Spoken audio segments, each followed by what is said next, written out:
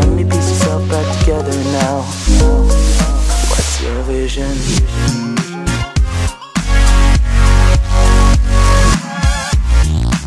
A bombshell book about Donald Trump in his first year in office paints an unflattering portrait of a man who never wanted to be president. Fire and Fury, a stunning expose from author Michael Wolff, details inner circle secrets from Trump's campaign and White House aides. It officially hits the shelves Jan. 9, but early excerpts released Wednesday created an immediate furor. Based on more than 200 interviews with current and former Trump confidants and staff, Fire and Fury showcases the president as the fame-hungry dilettante wholly uninterested in the complexities of his job. White House Press Secretary Sarah Huckabee Sanders dismissed the book as a work of fiction filled with false and misleading accounts from individuals who have no access of influence with the White House. Trump claims Steve Bannon lost his mind after getting fired. Here's a look at some of the juiciest claims peppered throughout Fire and Fury. Inside the Trump White House. Trump's ultimate goal had never been to win the Oval Office, Wolff said. But he was excited about the exposure and opportunities to develop his brand. With encouragement from his longtime pal and former Fox News head Roger Ailes, Trump even flirted with the idea of starting his own television network. Once he lost, Trump would be both insanely famous and a martyr to Crooked Hillary. His daughter Ivanka and son-in-law Jared would be international celebrities.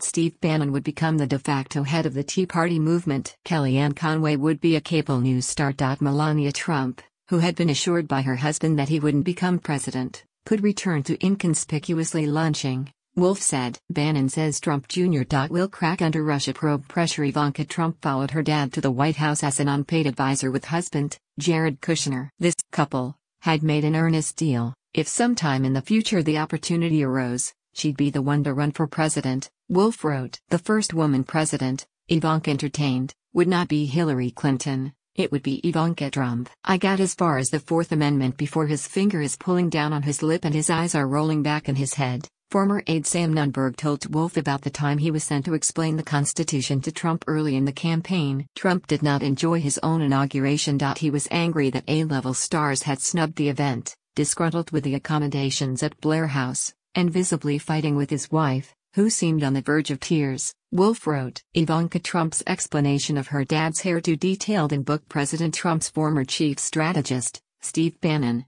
described a controversial meeting between Donald Trump Jr., Jared Kushner, Paul Manafort and a Russian lawyer as treasonous and unpatriotic to Wolff. The former Breitbart had also told Wolff he expected investigators in the Russia probe to crack Don Jr. like an egg on national TV.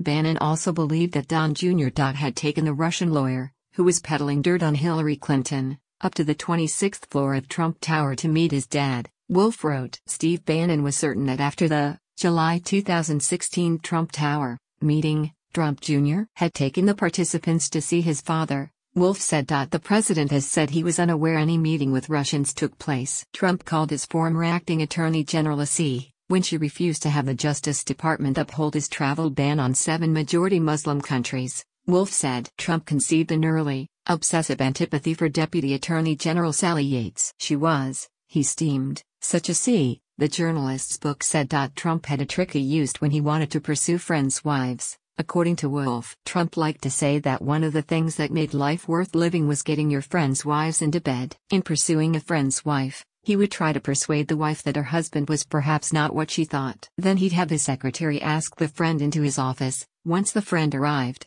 Trump would engage in what was, for him, more or less constant sexual banter. Do you still like having sex with your wife? How often? You must have had a better F than your wife? Tell me about it. I have girls coming in from Los Angeles at 3:00 We can go upstairs and have a great time, I promise.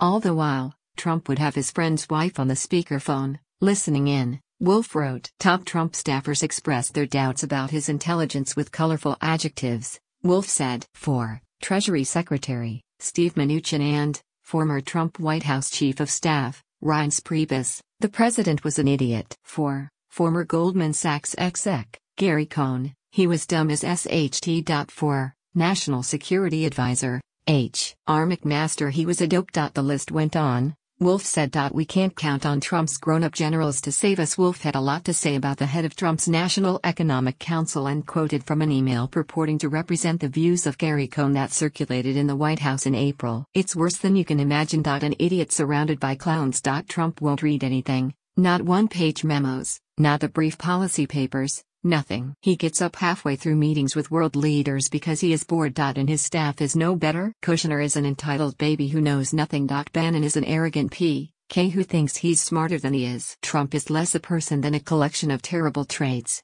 I am in a constant state of terror and shock, the email said, according to Fire and Fury. Even media mogul Rupert Murdoch, a Trump supporter, hung up the phone after a conversation with the president about H-1B visas for select immigrants and said, "What an f***ing idiot." Wolff wrote. Ailes, who often whispered advice in Trump's ear, encouraged him to pick a son of a b.H. as his chief of staff, offering former Speaker of the House John Boehner as a suggestion. Trump seems to align Twitter attacks with Fox and Friends updates. He had a long-time fear of being poisoned, Wolff wrote. One reason why he liked to eat at McDonald's: nobody knew he was coming and the food was safely pre-made. Wolff said the fear also has Trump stripping down his own bed, and he's ordered housekeeping not to touch his toothbrush and other personal belongings. Trump also has his own bedroom at his D.C. lodgings, marking the first time since the Kennedy White House that a presidential couple had maintained separate rooms. Wolff said Trump's Ireland golf course took $2.3 million loss in 2016 dutiful daughter Ivanka wasn't above a chortle with her friends about her father's infamous orange comb-over. She often described the mechanics behind it to friends: an absolutely clean pate, a contained island after scalp reduction surgery,